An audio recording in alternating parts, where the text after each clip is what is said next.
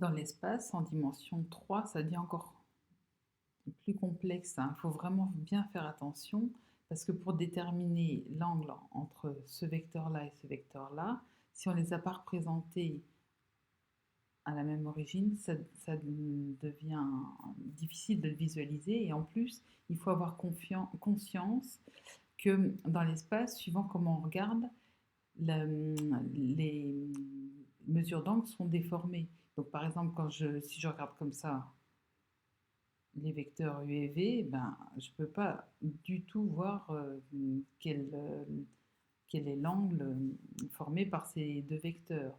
Donc il faut que le plan ne soit pas parallèle, mis comme si je regardais une feuille par la tranche. Et en plus, il faut avoir la notion, se rendre compte que eh bien, les angles sont déformés.